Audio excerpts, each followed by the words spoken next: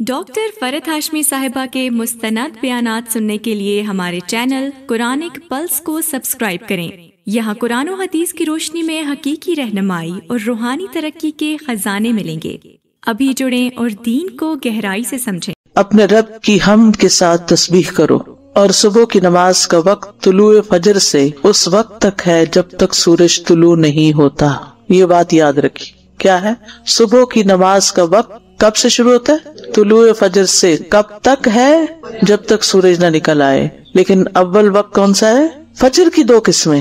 جابر بن عبداللہ رضی اللہ عنہ سے مروی ہے، وہ کہتے ہیں کہ رسول اللہ صلی اللہ علیہ وسلم نے فرمایا فجر کی دو قسمیں ہیں، ایک فجر کاذب ہے جس میں روشنی بھیڑیے کی دم کی طرح اوپر کو اٹھتی ہے نہ کہ چوڑائی میں، اور دوسری فجر صادق ہے جس میں روشنی ارزن پھیلتی ہے نہ کہ طولن، اوپر نہیں جاتی بلکہ رائٹ لیفٹ جاتی۔ اب تو خیر ہم ٹائم دیکھ کے سب اندازہ کر لیتے ہیں، لیکن اگر کبھی کوئی ایسا سبب نہ ہو تو یہ یاد رکھیے کہ نماز فجر کا وقت اس وقت شروع ہوتا ہے جب روشنی رائٹ لیفٹ کو پھیلتی، ارزن پھیلتی، بڑے پیمانے پہ پھیلتی ہے۔ فجر کا وقت طلوع فجر ثانی سے شروع ہوتا ہے اور سورج کے طلوع ہوتے ہی ختم ہو جاتا ہے، اور فجر ثانی سے مراد وہ سفیدی ہے جو مشرق کی جانب آسمان کے کناروں پر چوڑے طریقے سے نظر آتی ہے، اور یہ شمال سے جنوب کی طرف پھیل جاتی ہے، نارتھ سے ساؤتھ کی طرف جاتی۔ اور جہاں تک بات فجر اول کی ہے تو یہ سفیدی فجر ثانی سے تقریباً 1 گھنٹہ پہلے نمودار ہوتی ہے، اور ان دونوں میں فرق ہے۔ فجر اول اوپر کو لمبی ہوتی ہے، چوڑی نہیں ہوتی، یعنی وہ مشرق سے مغرب کی طرف پھیلتی ہے،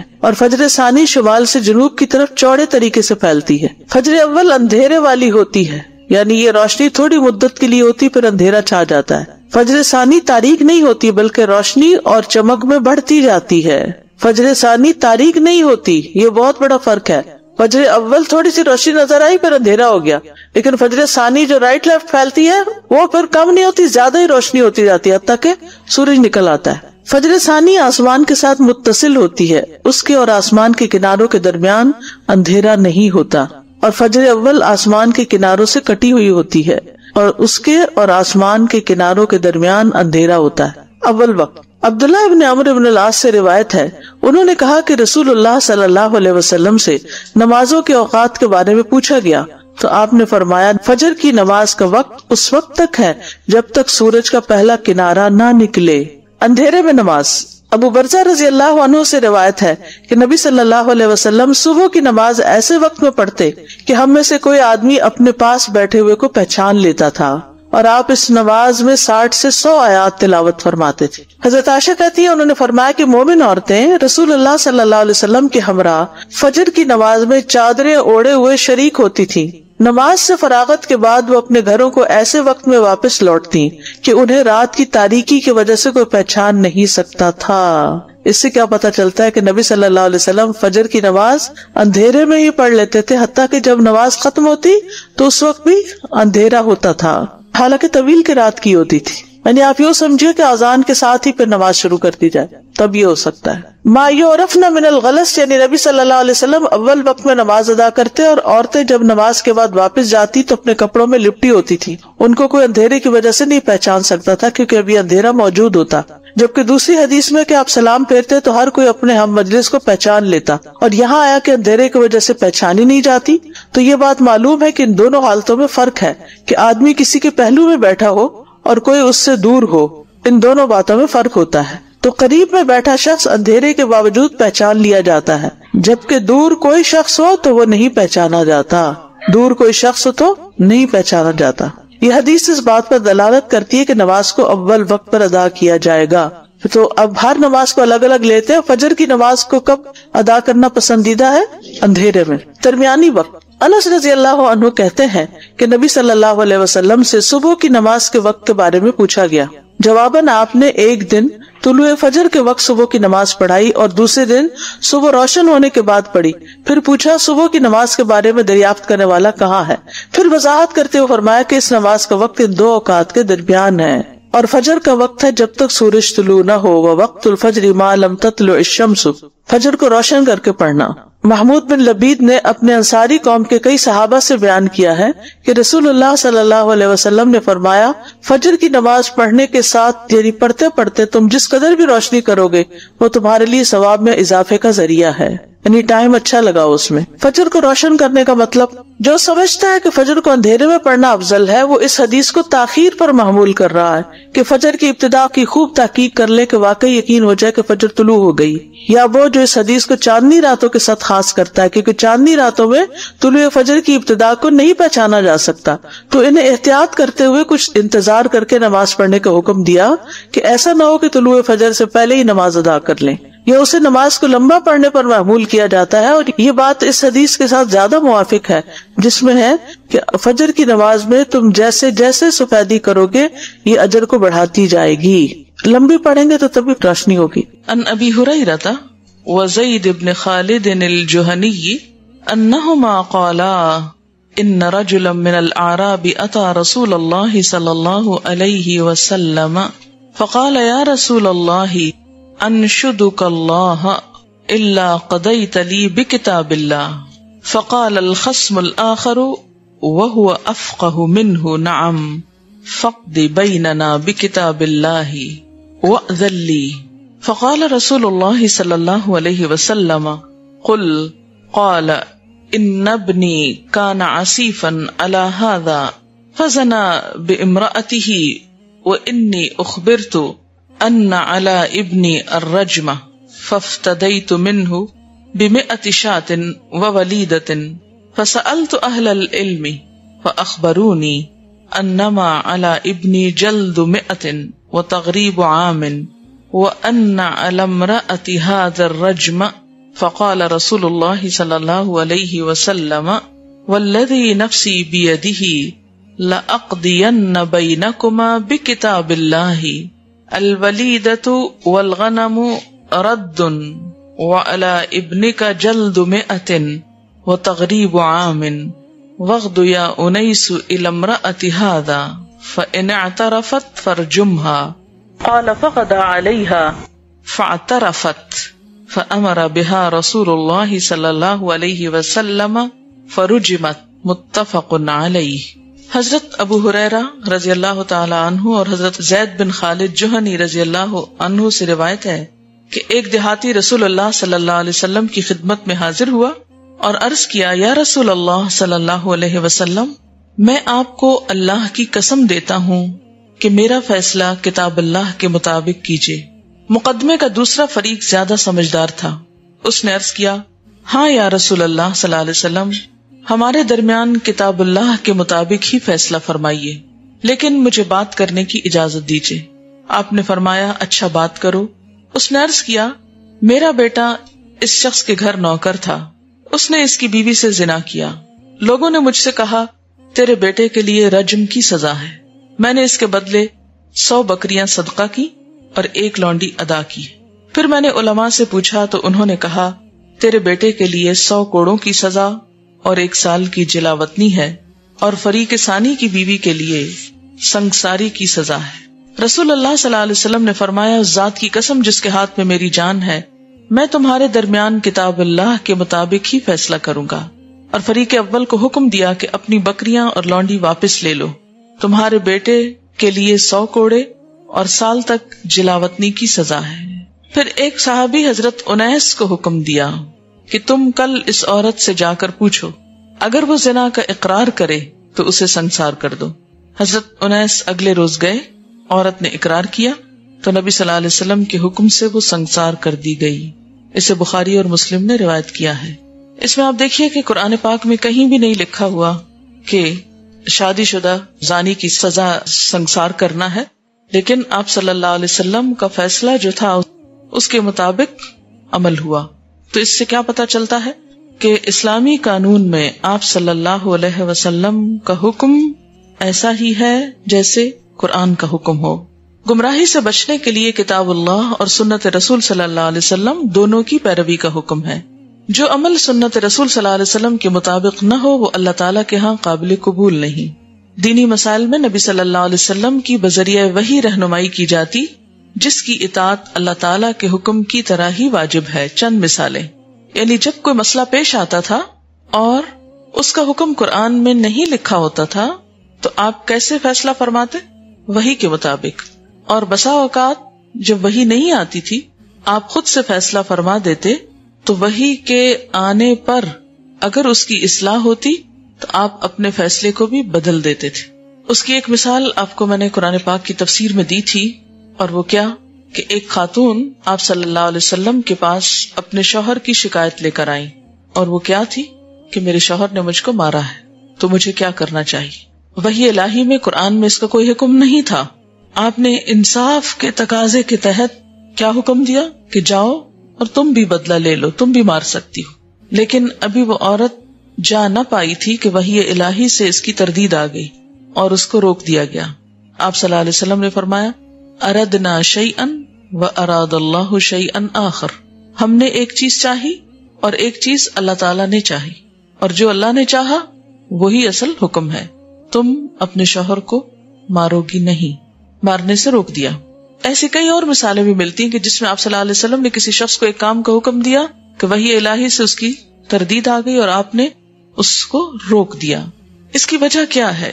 اس کی وجہ یہ ہے کہ آپ صلی اللہ علیہ وسلم براہ راست اللہ تعالیٰ کی نگرانی میں کام کر رہے تھے. جو کچھ بھی لوگوں کو سکھا رہے تھے اللہ تعالیٰ کے حکم سے سکھا رہے تھے. اور قرآن میں یہ بھی آتا ہے کہ وما ينطق عن الهوى ان هو الا وحی یوحی، کہ آپ اپنی خواہشات کی باتیں نہیں کرتے، اپنی مرضی کے فیصلے نہیں سناتے رہتے. آپ جو بتاتے ہیں وہ دراصل وحی الہی پر مبنی ہوتا ہے. اور جہاں کہیں کوئی کمی بیشی ہوئی وہاں فوراً اللہ تعالیٰ نے مداخلت کی. مثلاً ایک اور واقعہ جنگ احد میں، جب آپ صلی اللہ علیہ وسلم کا چہرہ مبارک زخمی ہوا، آپ کا دانت شہید ہوا اور آپ کے چہرے سے خون بہہ رہا تھا، تو آپ نے اس وقت ایک بات فرمائی تھی، یاد ہے آپ کو، کہ وہ قوم کیسے فلاح پا سکتی ہے جو اپنے نبی کو زخمی کر دے. قرآن پاک میں اللہ تعالیٰ فرماتے ہیں سورۃ آل عمران 128 لیس لک من الامر شیء او یتوب علیہم او یعذبہم فانہم ظالمون، یعنی فیصلہ آپ نہیں کریں گے، وہ تو اللہ کرے گا، چاہے ان کو معاف کر دے یا ان کو عذاب دے. ایسا ہوا کہ ان میں سے بعض لوگ مسلمان ہو گئے بعد میں، اور اس کی ایک بڑی مثال آپ کو یاد ہوگی خالد بن ولید، اور ان کے علاوہ اور لوگ بھی، ابو سفیان خود. اور اسی طرح بہت سے لوگ ایسے تھے جو مسلمان نہیں ہوئے اور کفر کی حالت میں ہی فوت ہو گئے. اب اللہ کا فیصلہ ہے، جو چاہے ان کے ساتھ معاملہ کرے. ہمیں تو ویسے بھی حق نہیں کہ کسی کے بارے میں جنتی یا جہنمی ہونے کا دنیا میں ہم فیصلہ کریں. تو اس سے کیا پتہ چلتا ہے؟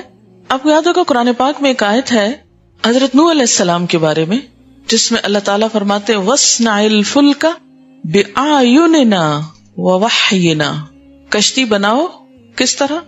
ہماری نگاہوں کے سامنے اور ہماری وحی کے مطابق. اچھا، پھر آپ دیکھیں حضرت موسیٰ اور ہارون علیہ السلام کے لیے کیا فرمایا اللہ تعالیٰ نے؟ اذهبا الى فرعون انه طغى، اور وہ ساری بات، اور پھر فرمایا کہ میں تمہارے ساتھ ہوں، اسمع و ارا، سن بھی رہا ہوں اور دیکھ بھی رہا ہوں، میری تائید تمہارے ساتھ ہے. تو اس سے کیا پتہ چلتا ہے کہ پیغمبر براہ راست اللہ تعالیٰ کی نگرانی میں ہوتے ہیں. جیسے ایک صورت میں آتا ہے وَتَقَلُّبَكَ فِي السَّاجِدِينَ، ہر انسان اللہ کی نگاہ میں ہے، لیکن پیغمبروں کا عمل خاص طور پر اللہ کی نگاہ میں کس طرح ہے کہ اگر اس میں کچھ کمی بیشی ہو جاتی ہے تو ساتھ ہی اصلاح ہو جاتی ہے. ہمارا کیا معاملہ ہے؟ اگر ہم کوئی غلطی کرتے بھی ہیں تو ہمیں نہیں پتا چلتا کہ ہم نے کہاں غلطی کی اور کہاں نہیں کی. ہمارا معاملہ آخرت تک مخفی ہے. لیکن پیغمبر چونکہ سب لوگوں کے لیے رہنما ہوتے ہیں اور اللہ تعالیٰ نے خود حکم دیا ہے لَقَدْ كَانَ لَكُمْ فِي رَسُولِ اللَّهِ أُسْوَةٌ حَسَنَةٌ، تمہارے لیے اللہ کے رسول صلی اللہ علیہ وسلم کی زندگی میں بہترین نمونہ ہے. لہٰذا اگر کہیں ان سے کوئی کمی بیشی ہوتی ہے تو اس کی فوراً اصلاح کر دی جاتی. سورۃ التحریم میں آتا ہے آپ صلی اللہ علیہ وسلم کو شاید پسند تھا، کسی وجہ سے آپ نے اس کو اپنے لیے حرام کیا، تو اللہ تعالیٰ نے فوراً مداخلت کی، یا ایھا النبی لما تحرم ما احل اللہ لک. تو اس سے کیا پتہ چلتا ہے کہ نبی اپنی مرضی سے کسی چیز کو حرام نہیں قرار دیتے. اگر قرآن کی آیت میں کوئی چیز حرام نہ بھی ہو اور حدیث میں وہ چیز حرام قرار دی جا رہی ہو تو وہ بھی نص شمار ہوگی اور حرمت کا سبب ہوگی. مثلاً کچلیوں والے جانور جو ہیں ان کا کھانا حرام ہے، کہاں آیا ہے؟ قرآن میں تو نہیں آیا، حدیث میں آیا. تو ایسی تمام چیزیں جو آپ صلی اللہ علیہ وسلم نے حرام کی اور اس کی تردید میں کوئی آیت یا کوئی اللہ تعالیٰ کی طرف سے حکم نہیں آیا، تو اسلامی شریعت میں، اسلامی قانون میں اس کو بھی حرام مانا جائے گا، اور جس کو آپ نے حلال قرار دیا خواہ قرآن میں اس کا ذکر نہ بھی ہو اسے حلال قرار دیا جائے گا، اور ہمیں اس کے مطابق حلال اور حرام کو قبول کرنا ہوگا، کیونکہ قرآن پاک ہی میں آپ صلی اللہ علیہ وسلم کا سٹیٹس بتایا گیا۔ الاعراف 157 میں آتا ہے یأمرہم بالمعروف، وہ ان کو نیکی کا حکم دیتا ہے، وینہاہم عن المنکر، آپ نے یہ کیا تھا نا کہ نہیں کیا تھا؟ آپ صلی اللہ علیہ وسلم کے فرائض میں سے یہ تھا نا، کیا؟ نیکی کا حکم دینا، برائی سے روکنا، وَيُحِلُّ لَهُمُ الطَّيِّبَاتِ، ان کے لیے پاکیزہ چیزیں حلال کرتے ہیں، وَيُحَرِّمُ عَلَيْهِمُ الْخَبَائِثَ، اور ناپاک چیزیں ان کے لیے حرام کرتے ہیں، وَيَدَعُ عَنْهُمْ إِسْرَهُمْ، اور ان سے ان کے بوجھ ہٹاتے ہیں جو پابندیاں خود سے لوگوں نے لگا رکھی تھی، وَالْأَغْلَالَ، اور طوق، الَّتِي كَانَتْ عَلَيْهِمْ، وہ جو ان کے اوپر جکڑے ہوئے تھے۔ تو اس سے کیا پتہ چلتا ہے کہ پیغمبر کے منصب میں ہے یہ بات، اور اس کو حق دیا گیا ہے کچھ چیزوں کو حلال کرنے کا اور کچھ کو حرام کرنے کا، اور یہ صرف قرآن میں نہیں، قرآن کے علاوہ بھی ہے۔ بسا اوقات وہ قرآن کی مزید تفصیل ہے، اس کی تحدید ہے۔ تحدید کا کیا مطلب ہوتا ہے؟ اس کو اسپیسیفک طریقے سے بتانا۔ تو دین مکمل ہی نہیں ہوتا جب تک اس معاملے میں اللہ کی کتاب کے علاوہ نبی صلی اللہ علیہ وسلم کی سنت کو سامنے نہ رکھا جائے اور قبول نہ کیا جائے۔ بہرحال یہاں جو انہوں نے مثالیں دی ہیں ان کو دیکھتے ہیں ہم۔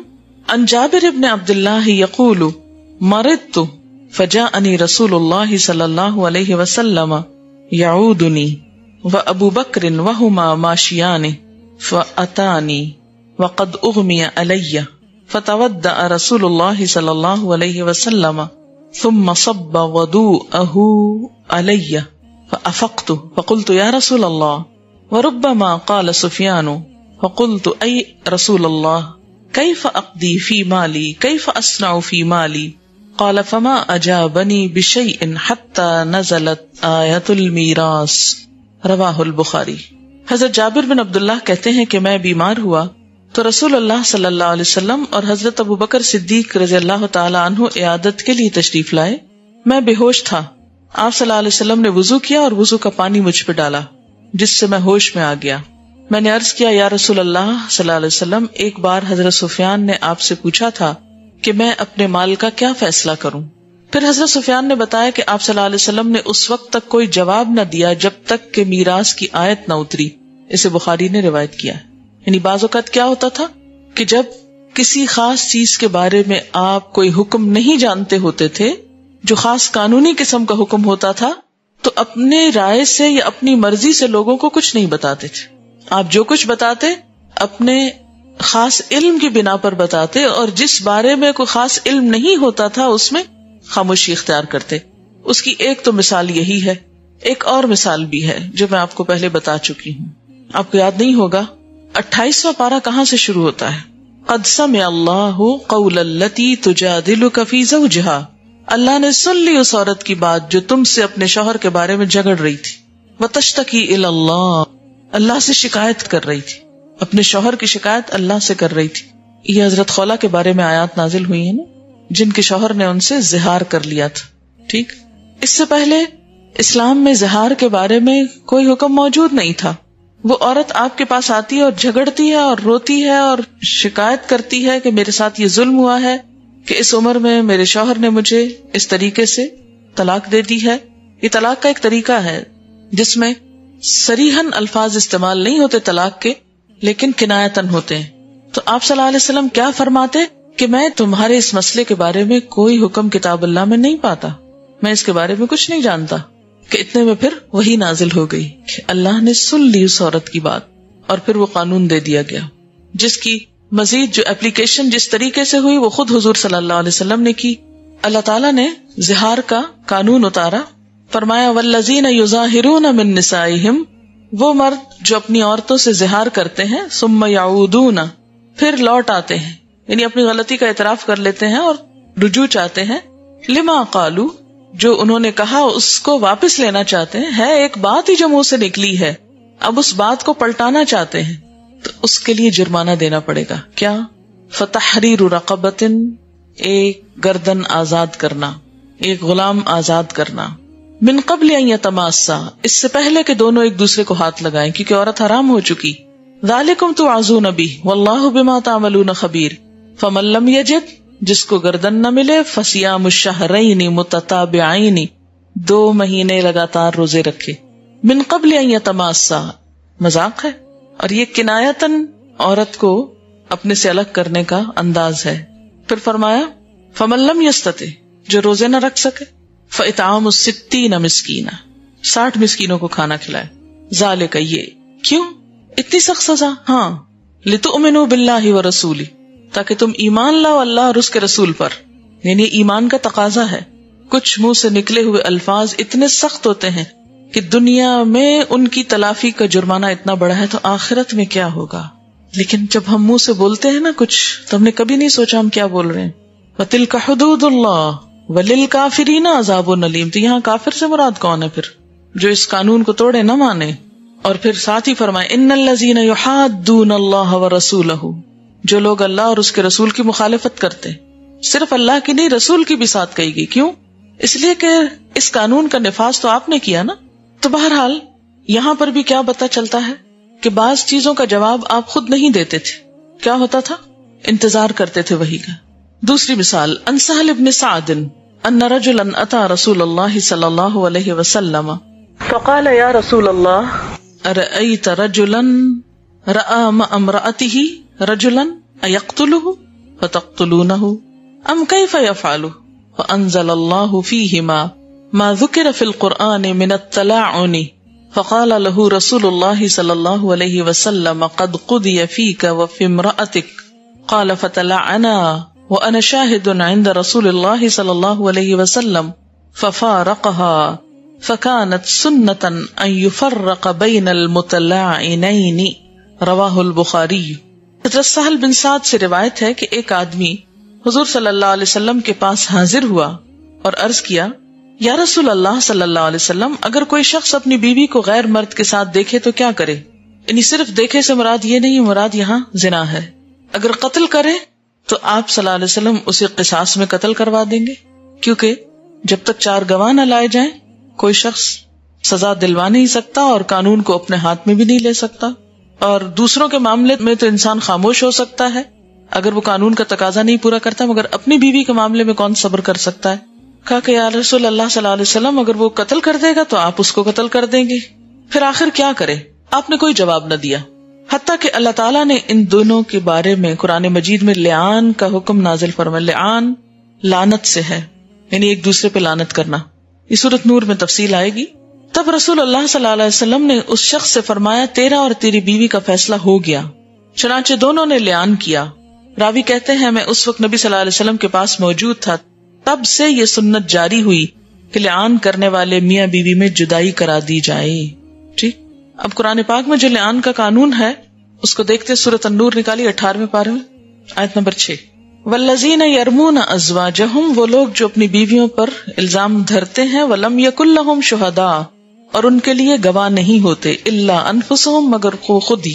فشہادت احدہم 4 شہادات باللہ، تو ان میں سے ایک کی گواہی 4 گواہیوں کی طرح ہوگی اللہ کے نام کے ساتھ، یعنی 4 دفعہ قسم کھائیں.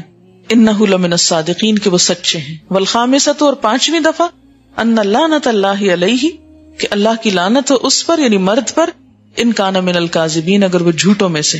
ویدرأ عنہا العذاب، اور ہٹا لے گی اپنے سے سزا کو. ان تشہد 4 شہادات باللہ، اگر وہ 4 دفعہ اللہ کے نام کی قسم کھا لے گی کہ میں نے گناہ نہیں کیا. انہ لمن الکاذبین، کہ وہ جھوٹوں میں سے ہے، مرد نے جھوٹی بات کہی ہے. والخامسۃ، اور 5ویں دفعہ کیا کہے گی؟ ان غضب اللہ علیہا، کہ اللہ کا غضب ہو اس عورت پر. ان کان من الصادقین، اگر مرد سچوں میں سے. بس قرآن نے صرف اتنی بات کی، اس سے آگے یہ نہیں بتایا کہ اس کے بعد وہ شوہر اور بیوی بعد میں اکٹھے بھی رہیں گے کہ نہیں. وہ کس نے بتایا؟ رسول اللہ صلی اللہ علیہ وسلم نے، کہ دونوں کے درمیان تفریق کرا دی. یہی اس حدیث کے آخر میں آ رہا ہے کہ تب سے یہ سنت جاری ہوئی کہ لعان کرنے والے میاں بیوی میں جدائی کرائی جائے. اب اگر آپ سنت کو ہٹا دیں اور نہ مانیں تو صرف قرآن سے کیسے فیصلہ کریں گے آپ؟ قرآن خالی کیسے کافی ہو جائے گا؟ قرآن میں تو صرف اتنا بتایا گیا ہے کہ 4 قسمیں کھا کے اور 5ویں دفعہ یعنی لعنت کی بات کریں گے اور بس ختم. لیکن اس کے بعد کیا وہ اکٹھے بھی رہیں گے کہ نہیں؟ یہ بات آپ صلی اللہ علیہ وسلم نے بتائی کہ نہیں. عن عبد الله رضي الله عنه قال بين انا مع النبي صلى الله عليه وسلم في حرس وهو متكئ على عصيب اذ مر اليهود فقال بعضهم لبعض سلوه عن الروح فقال ما رأيكم اليه وقال بعضهم لا يستقبلكم بشيء تكرهونه فقالوا سلوه فسألوه عن الروح فأمسك النبي صلى الله عليه وسلم فقالوا سلوه فسألوه عن الروح فأمسك النبي صلى الله عليه وسلم فلم يرد عليهم شيئا فعلمت أنه يوحى إليه فقمت مقامي فلما نزل الوحي قال ويسألونك عن الروح قل الروح من أمر ربي وما أوتيتم من العلم إلا قليلا رواه البخاري. حضرت عبداللہ بن مسعود رضی اللہ تعالیٰ عنہ کہتے ہیں کہ ایک دفعہ میں نبی صلی اللہ علیہ وسلم کے ساتھ ایک باغ میں تھا. آپ صلی اللہ علیہ وسلم کھجور کی ایک چھڑی پر ٹیک لگائے ہوئے تھے، یعنی ایک سٹک پکڑے ہوئے تھے کہ یہودی گزرے. وہ آپس میں ایک دوسرے سے کہنے لگے ان یعنی محمد صلی اللہ علیہ وسلم سے روح کے بارے میں سوال کروں. ان میں سے ایک نے کہا محمد صلی اللہ علیہ وسلم کے بارے میں تمہیں کس چیز نے شک میں ڈال دیا ہے کہ وہ پیغمبر ہی نہ ہو؟ کچھ یہودیوں نے کہا محمد صلی اللہ علیہ وسلم کوئی ایسی بات نہ کہہ دیں جو تمہیں ناگوار گزرے. پھر انہوں نے فیصلہ کر کے کہا اچھا چلو سوال کرو. چنانچہ یہودیوں نے آپ صلی اللہ علیہ وسلم سے پوچھا روح کیا چیز ہے؟ آپ خاموش رہے، کوئی جواب نہ دیا. میں سمجھ گیا کہ آپ پر وحی نازل ہو رہی ہے، چنانچہ اپنی جگہ پر کھڑا رہا. جب وحی نازل ہو چکی تو آپ صلی اللہ علیہ وسلم نے یہ آیت تلاوت فرمائی یسألونک عن الروح قل الروح من امر ربی. ترجمہ اے محمد لوگ آپ سے روح کے بارے میں سوال کرتے ہیں، کہہ دیجئے روح میرے رب کا حکم ہے اور تم کو اس کے بارے میں کم ہی علم دیا گیا ہے. بنی اسرائیل 85. اسے بخاری نے روایت کیا ہے. اس سے کیا پتہ چلتا ہے کہ اب دو چیزیں ہمارے سامنے آ گئی نا. ایک کیا کہ جس چیز کے بارے میں آپ کو علم نہیں ہوتا تھا آپ خاموشی اختیار کرتے اور وحی کے ذریعے جواب آتا.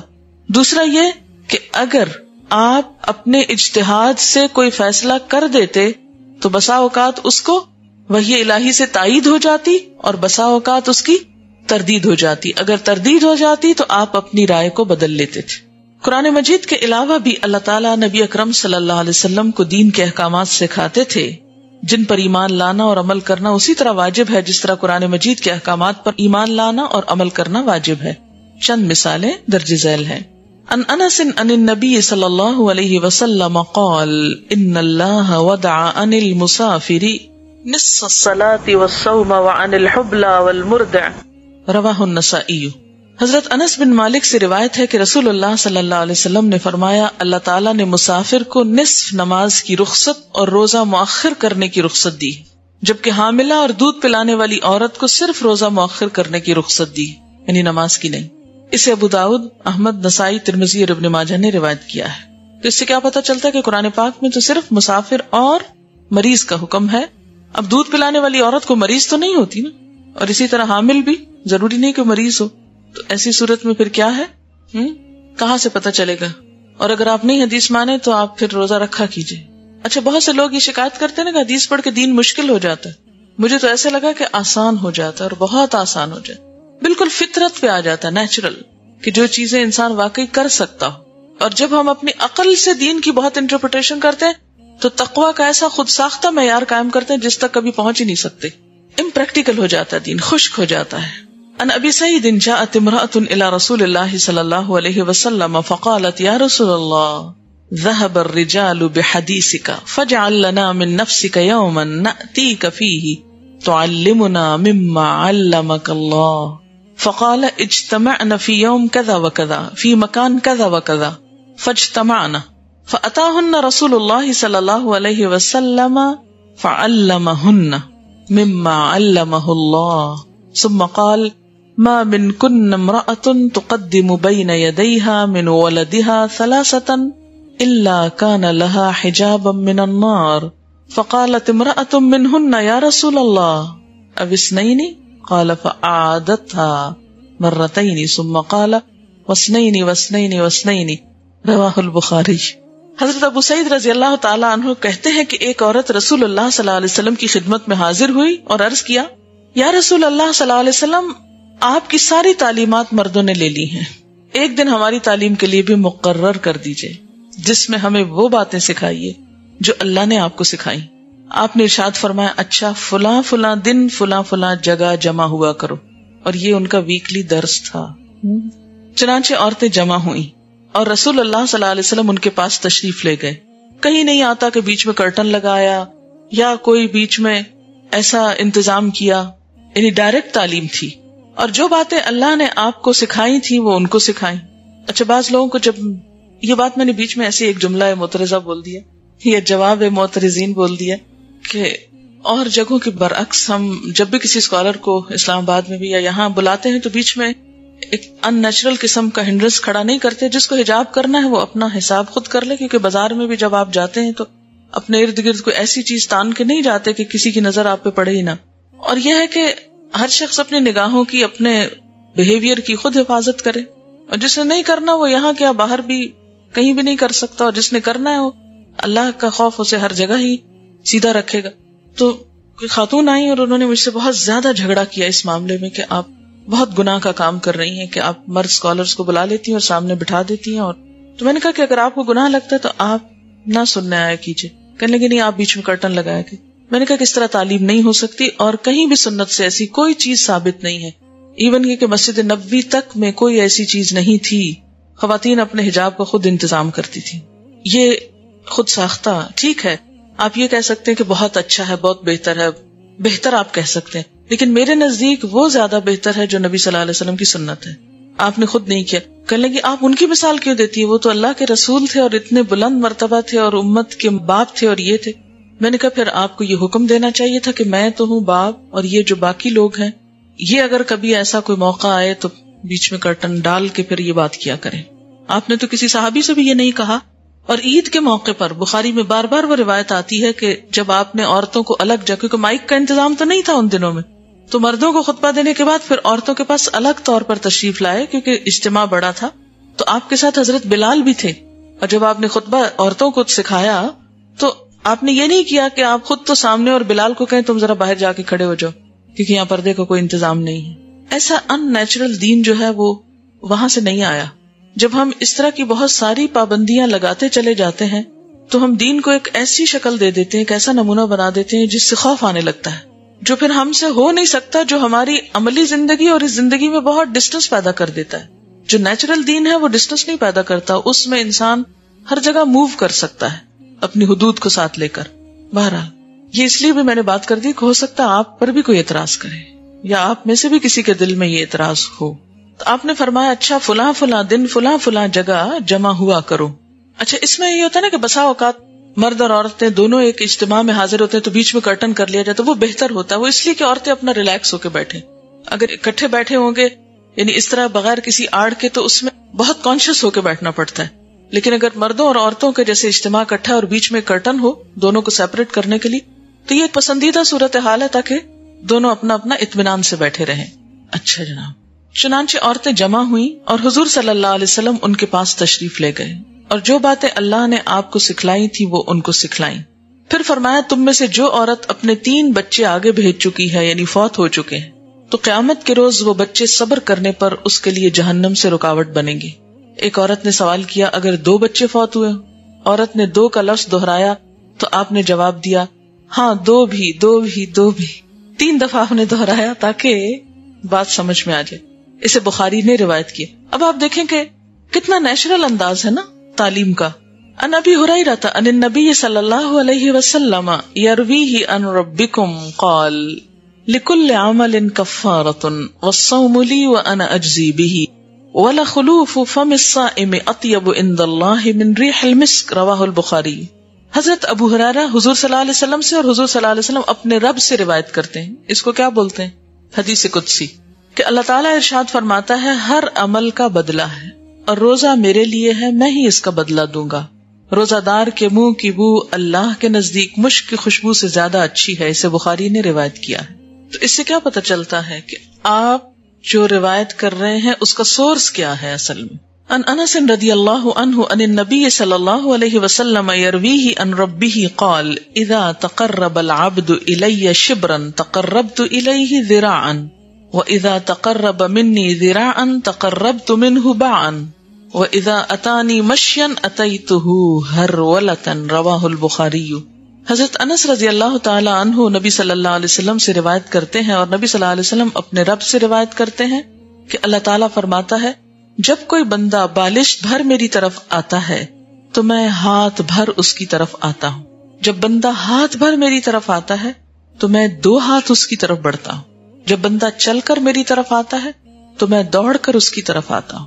اسے بخاری نے روایت کیا ہے۔ ڈاکٹر فرحت ہاشمی صاحبہ کے مستند بیانات سننے کے لیے ہمارے چینل قرآنک پلس کو سبسکرائب کریں۔ یہاں قرآن و حدیث کی روشنی میں حقیقی رہنمائی اور روحانی ترقی کے خزانے ملیں گے۔ ابھی جڑیں اور دین کو گہرائی سے سمجھیں۔